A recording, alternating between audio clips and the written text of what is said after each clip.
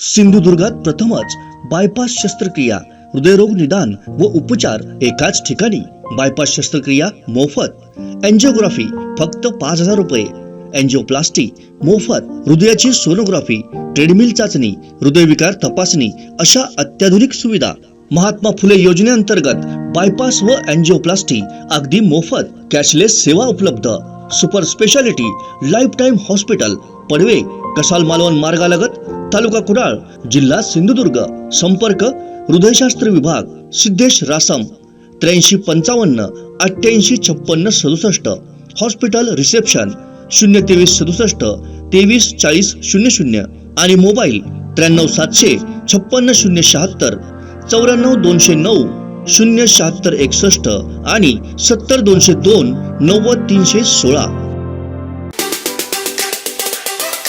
उद्याच्या येणाऱ्या 1 मेला आपला महाराष्ट्र दिन आणि कामगार दिन असतो आणि त्या निमित्तानं मी राज्याचे मुख्यमंत्री, उपमुख्यमंत्री यांना विनंती केलेली आहे की मराठी भाषेला अभिजात भाषेचा दर्जा हा केंद्र सरकारकडनं आपण मंजूर करून घ्यावा.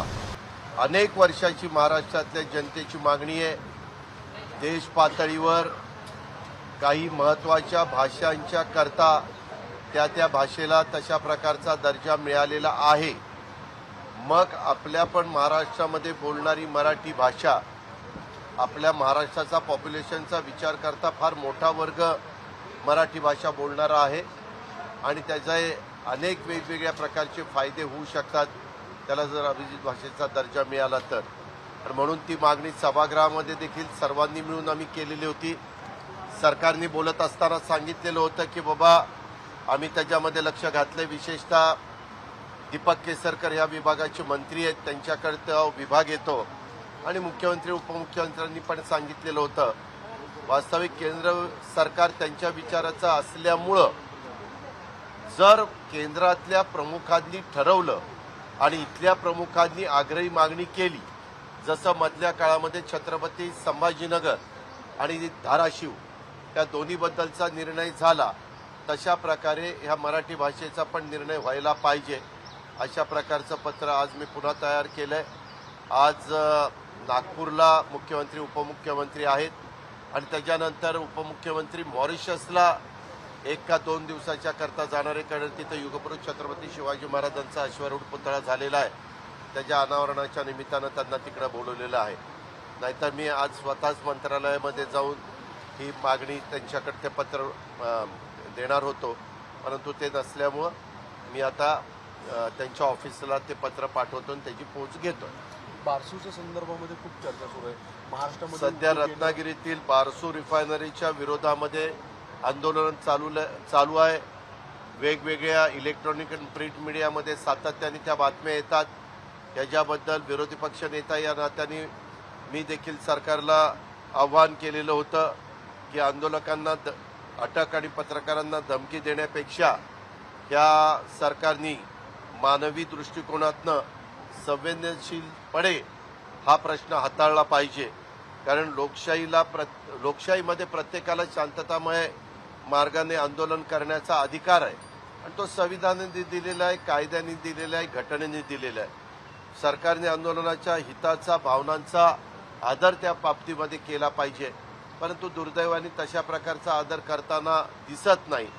मध्ये आदरणीय पवार साहेबांनी देखील याबद्दल मुख्यमंत्र्यांशी फोनवर संपर्क, म्हणजे एकमेकाशी फोनवर बोलले.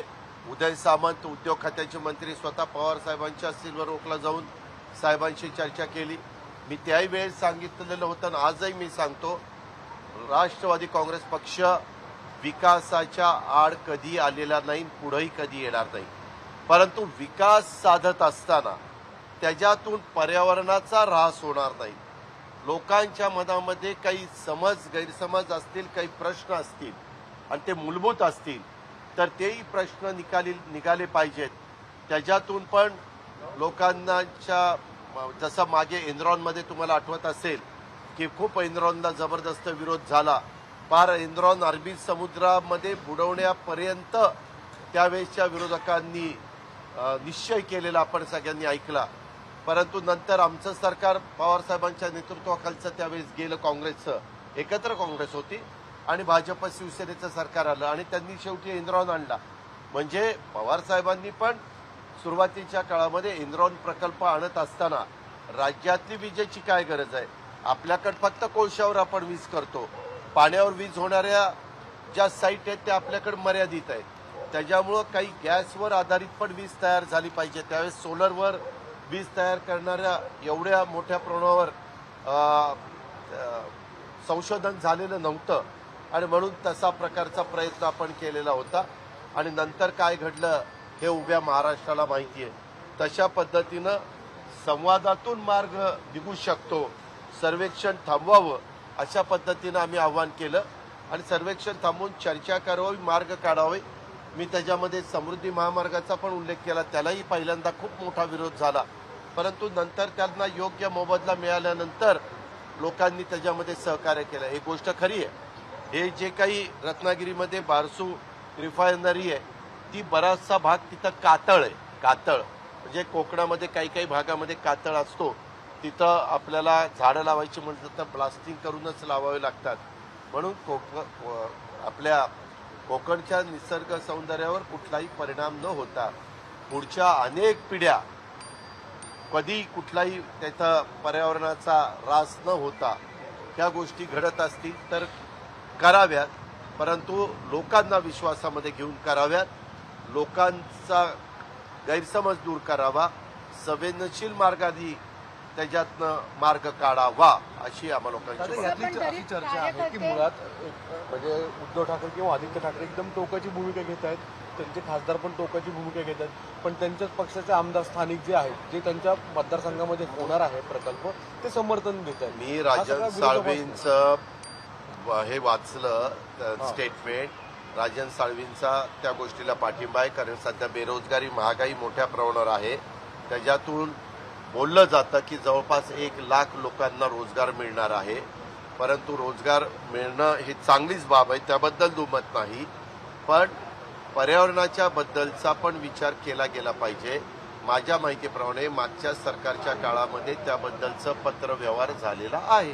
त्यावेळेस उद्धव ठाकरे यांनी पत्र पाठवलं, त्यावेळेस उद्धव ठाकरे यांनी पत्र पाठवलं आणि आता तेच विरोध करतात, यामुळे ही प्रश्न उपस्थित होतात. नाही, कसं आहे, त्यांनी भूमिका काय घेतली, जनतेचा विरोध असेल असं माझ्या वाचण्यात आणि ऐकण्यात आलं.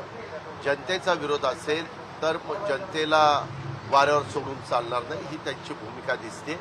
मी म्हणूनच मगाशी म्हटलं की जनतेला विश्वासामध्ये घेऊन संवेदनशील मार्गाने हा प्रश्न निकाली काढावा. त्याबद्दल पवार साहेबांनी सरकारशी चर्चा केली, मुख्यमंत्र्यांशी चर्चा केली. मुख्यमंत्री म्हणले की मी त्याच्यात लक्ष घालून जे काही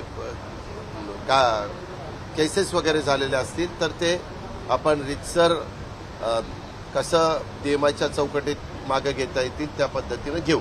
आणि काही मागेही घेतल्यात, पण काही केसेस राहिलेल्या आहेत. पुन्हा आम्ही त्यांच्या लक्षात आणून देऊ की आपण साहेबांच्या म्हणण्याला प्रतिसाद दिला होता, पण अजूनही केसेस आहेत, या मागे घ्या. उद्योगमंत्री उदय सामंत यांचा एक दावा आहे की राष्ट्रवादीचे 20 आमदार मुख्यमंत्री शिंदेबरोबर संपर्कात आहेत. महाविकास आघाडीतले म्हणजे ठाकरे गटाचे 12-13 आमदार देखील त्याबद्दल त्यांना शुभेच्छा. ती लावायचं बंद करा. मी कधी माझी पोस्टर कुठं लावायला सांगितलेली नाही, त्याच्यावर अशा प्रकारची पोस्टर लावू नये. राज्यामध्ये अनेक ठिकाणी चर्चा पाहायला मिळते की सरकार बदलणार आहे. हे असं मी पण बऱ्याचदा ऐकलं. मी इथंच तुमच्याकडे कितीदा सांगितलं. आता ती चर्चा ते आता ओगाळून पार त्याचा किस झाला. नाही, पण आता सर्वोच्च न्यायालयाचा एक निर्णयाची फार सगळ्यांना चर्चा आहे, ती कधी लागेल वगैरे काय लागल्यावर ज्यावेळेस सर्वोच्च न्यायालय त्याबद्दलचा निकाल देईल त्यावेळेस काय निकाल येतोय ते पहिल्यांदा महाराष्ट्रातली जनता बघेल, आमदार लोक बघतील, वेगवेगळे राजकीय पक्ष बघतील आणि त्याच्यानंतर काय असेल ते ठरवतील.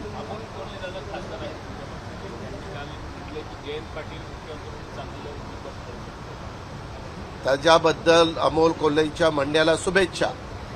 काल राज ठाकरेंनी आपल्याला एक सल्ला दिला की तुम्ही बाहेर बघताय, थोडं आपल्या काकांकडे पण लक्ष ठेवा. ठीक आहे, राज साहेबांनी जसं त्यांच्या काकांकडे लक्ष ठेवलं तसं मी पण माझ्या काकांकडे लक्ष ठेवीन. काल शरद पवार साहेब बोलताना असं म्हणले की भाकरी फिरवण्याची वेळ आलेली आहे. हे पवार साहेबांनी माझ्या माहितीप्रमाणे गेल्या 55-60 वर्षाच्या राजकीय जीवनामध्ये अनेकदा काही प्रसंग लक्षामध्ये घेऊन भाकरी फिरवण्याचं काम केलेलं आहे. नवे लोक पुढं आलेले आहेत हे आपण सगळ्यांनी पाहिलेलं आहे.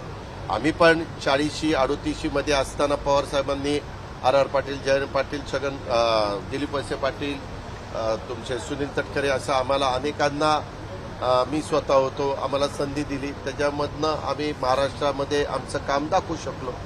त्याच्यामुळं नेहमीच जसं तुमच्याही क्षेत्रामध्ये काही वर्षांनी तुम्हाला कसं वाटतं मला वर प्रमोशन मिळावं, खालच्यांना वाटतं आपल्याला तिथं मिळावं, असं जसं वाटतं तसं नवीन कार्यकर्ते आले पाहिजे. माझी पण हीच इच्छा आहे की आमदारकी असतील, खासदारकी असतील, त्याच्यामध्ये काही नवे चेहरे आले पाहिजे. इतर सहकारी संस्था असतात, पणन संस्था असतात, या इथं पण नवीन नवीन कार्यकर्ते आले पाहिजेत.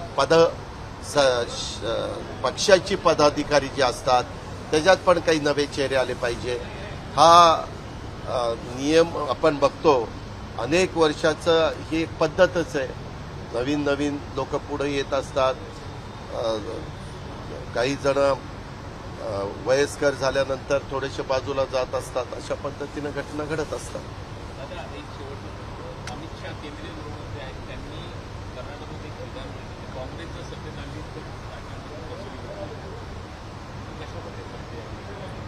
त्या एका ज्यांच्याकडं देशाची गृह मंत्रालयाची सूत्र आहेत अशा व्यक्तीनं हे विधान केलेलं असल्यामुळं काय त्यांच्याकडं म्हणजे कुठल्या अर्थाने विधान केलं. दोन अर्थ याच्यातनं देऊ शकतात.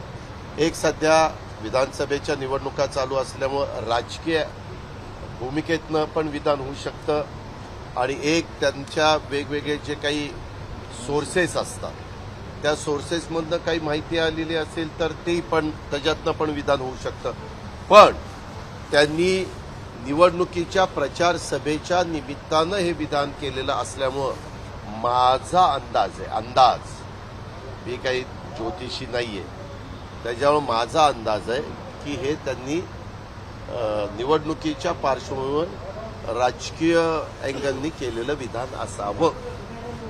Okay, thank you. एबीपी माझा, उघडा डोळे बघा नीट. आमचे दिवसभरातले सर्व अपडेट्स, ताज्या घडामोडी आणि थेट लाईव्ह पाहण्यासाठी सबस्क्राईब करा, लाईक करा कोकणचं नंबर 1 महा चॅनल कोकण 7 लाईव्हचं YouTube चॅनल.